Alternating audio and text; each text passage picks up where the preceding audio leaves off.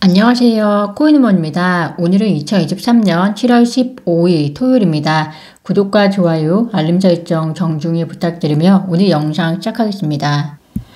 리플과 SEC 약식 판결에 대해서 이제는 전체적인 내용을 이해하셨을 것이라 생각을 합니다. 그럼에도 불구하고 SEC의 성명서나 혹은 일부 미디어의 잘못된 정보로 인해서 좀 혼란스러운 부분도 있으실 것 같아 오늘 그 부분에 대해서 간단히 말씀드리면서 영상 시작하겠습니다.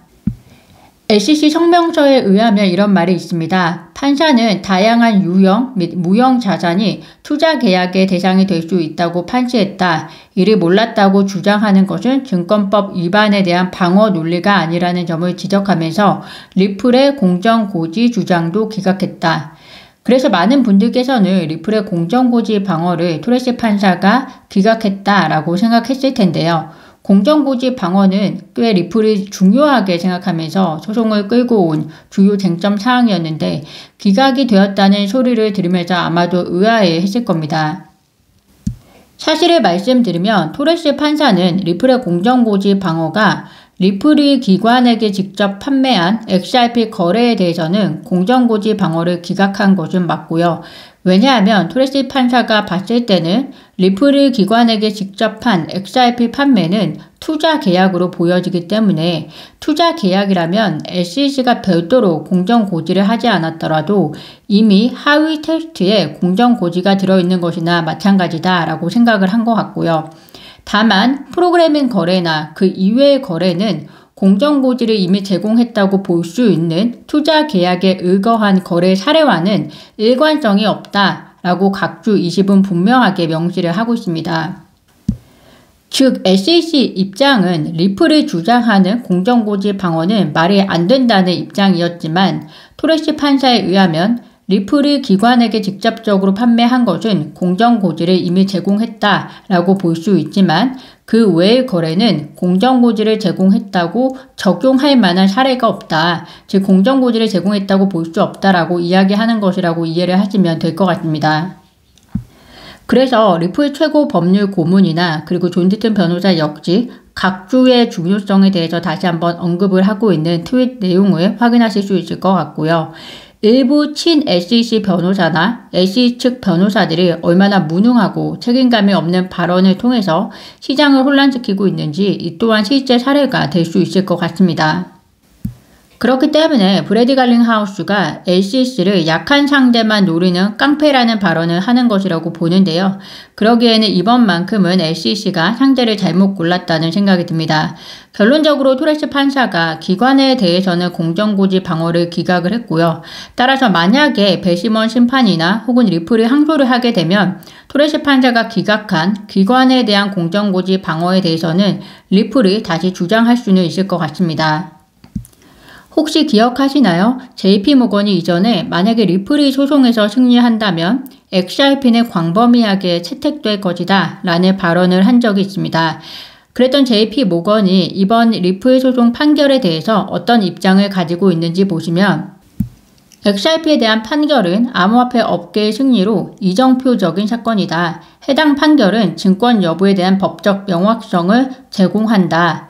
법원의 리플 판결은 의심할 여지 없이 암호화폐 업계의 승리다 라고 평가를 하고 있습니다. XRP가 전 세계적으로 채택이 되려면 과연 무엇이 필요할까요? 전 세계적으로 채택이 된다는 이야기는 아마 우리가 거래소에서 투자 개념으로 사고파는 형식의 거래를 말하는 것이 아니라 XRP를 화폐, 통화로서 전 세계적으로 채택이 된다는 것인데요. 그러기 위해서 가장 중요한 것 중에 하나가 가격 안정화일 것 같습니다. 가격 안정화가 되기 위해서는 스테이블 코인의 개념처럼 XRP가 상용화될 수 있어야 할 텐데요. 어떤 방법으로 그것이 가능할지는 리플도 고민하고 있지 않을까라는 생각이 듭니다. 우선적으로 해결해야 할 문제가 바로 ODA에 관련해서 기관에게 앞으로 리플이 어떻게 XRP를 판매할 것인지에 대한 부분이 정리가 되어야 할 것 같은데요. 이번 소송으로 인해서 예기치도 못하게 ODA를 리스크한 포지셔닝에 처해 있게 되었습니다.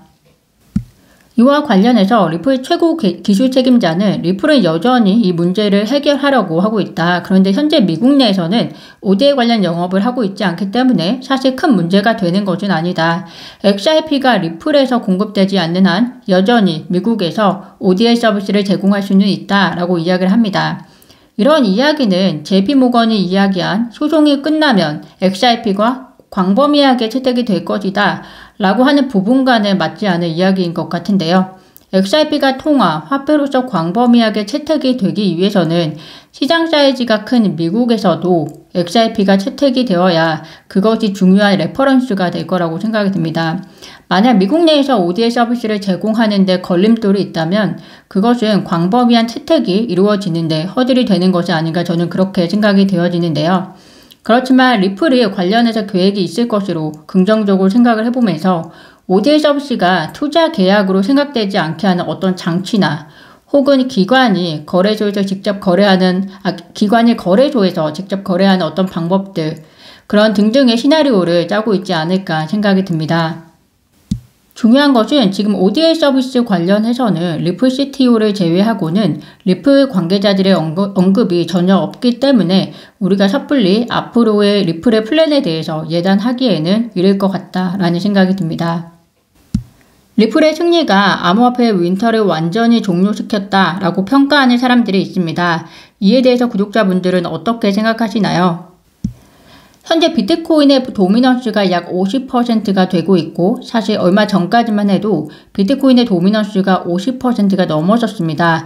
그런데 이번 리플 소송의 약식 판결로 비트코인의 도미넌스가 50%까지 내려왔고 비트코인의 도미넌스가 더 내려오고 알트코인이 활성화가 되어야 진정한 암호화폐 해빙이라고 이야기할 수 있지 않을까라는 생각이 드는데요. 그런데 진정한 암호화폐 해빙을 위해서 리플 소송의 판결 다음으로 중요한 것은 코인베이스와 SEC 소송에 대한 판결일 것 같습니다. 스테이킹 서비스에 대한 쟁점에 집중을 할 것으로 보이는데요. 생각해보자면 스테이킹 서비스는 암호화폐를 통한 스테이킹 서비스를 진행하는 것이고 또 현재 코인베이스의 스테이킹 서비스의 주는 이더리움입니다. 그런데 잘 아시다시피 이더리움이 증권이다 아니다를 SEC 위원장이 청문회에 나와서도 답변을 하지 못한 상황인데 스테이킹 서비스에 대해서 증권법을 위반한 서비스이다 이렇게 말할 수 있을 것인가 의문이 듭니다. SEC가 주장하는 스테이킹 서비스가 왜 어떻게 증권법을 위반하는 사항인지는 좀 더 저희도 면밀하게 보아야 할 것이지만 기초 자산에 대한 답변도 제대로 못하는 규제기관이 기소까지 할 사항일지는 솔직히 비판적인 생각이 듭니다. SEC가 블랙록, 바네크, 피델리티 등의 비트코인 현물 ETF 신청서 검토에 착수했다고 밝혔습니다. 블랙록 CEO 레리 핑크가 또다시 암호화폐는 투자자들이 쉽게 접근할 수 있고 비용이 저렴한 금융상품을 만들어야 한다는 금융 대기업들의 사명에 부합한다. 비트코인은 국제적인 자산으로 어떤 단일 통화라도 능가하게 될 것이라고 강조를 했는데요. 규제 당국과 어떤 협력을 통해서 비트코인의 그 반열에 올릴 것인지 지켜봐 주시면 좋을 것 같습니다.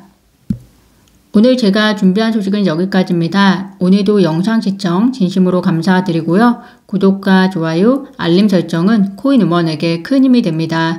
감사합니다.